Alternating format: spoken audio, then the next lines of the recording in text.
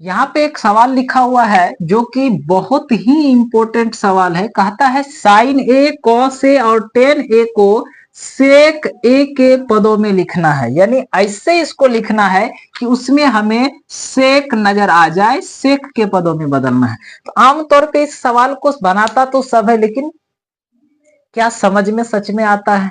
कितना को फॉर्मूला याद नहीं रहता है। तो आज हम एक ऐसा ट्रिक बताएंगे कि जिससे कि आपको इस सवाल को फॉर्मूला पे बनाने का बिल्कुल भी कोई आवश्यकता नहीं। अगर आपको फॉर्मूला याद नहीं भी है तो फिर भी आप इसे चुटकी में बना सकते हैं। आइए देखते हैं। सबसे पहले क्या करना है, चेंज किस में करने के लिए कह रहा है, बदलना किस में है, सेक में।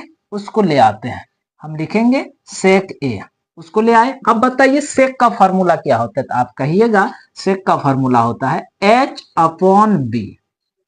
ठीक है, तो यहाँ पे हम अगर इसके नीचे भी एक लिख दे तो आपको कोई दिक्कत नहीं होना चाहिए। क्यों होगा, देखिए अब जो है ऊपर वाले को ऊपर वाला और नीचे वाले को नीचे वाले के बराबर लिख दीजिए। तो b का वैल्यू कितना हो गया 1 और h का वैल्यू उस हिसाब से कितना हो जा रहा है, आप कहिएगा सेक ए, यही है उसके सीधे में, तो यही हो गया। अब बताइए इसमें से क्या गायब है, p है, एच है, बी है और पी गायब है। तो सबसे पहले पी निकाल लीजिए। हम सब जानते हैं पी बराबर जो फॉर्मूला होता है रूट अंडर एच का स्क्वायर माइनस बी का स्क्वायर होता है, सबको पता है।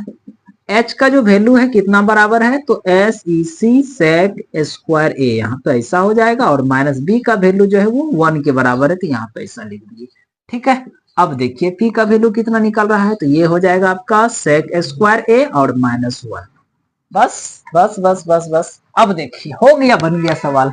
अब किसको किसको लिखने के लिए कहा गया था, तो सबसे पहले आप कहिएगा साइन को लिखने के लिए कहा गया था। तो हम लिखते हैं साइन ए बराबर, तो हम सबको पता है साइन का क्या होता है, तो p अपॉन एच होता है।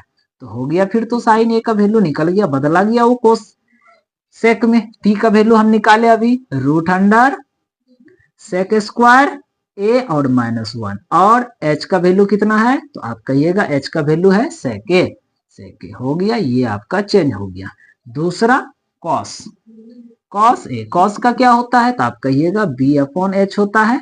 तो कॉस अपने जगह पे है, और b का वैल्यू कितना है, तो आप कहिएगा 1 है, और h का वैल्यू कितना है, तो h का वैल्यू कितना है, सेक है, सेक ए। ये आपका दूसरा आंसर हो गया।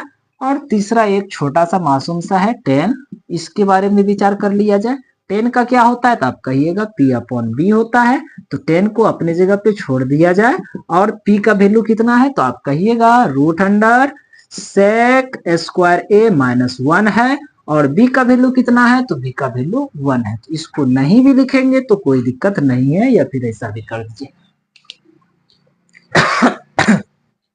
आज से पहले आप ऐसा ट्रिक अगर देखे थे, इस सवाल को इस तरह से बनाए थे, तो आप कमेंट करके हमें जरूर बताइए, नहीं तो इस तरह से बनाइए, कभी गलती नहीं होगा।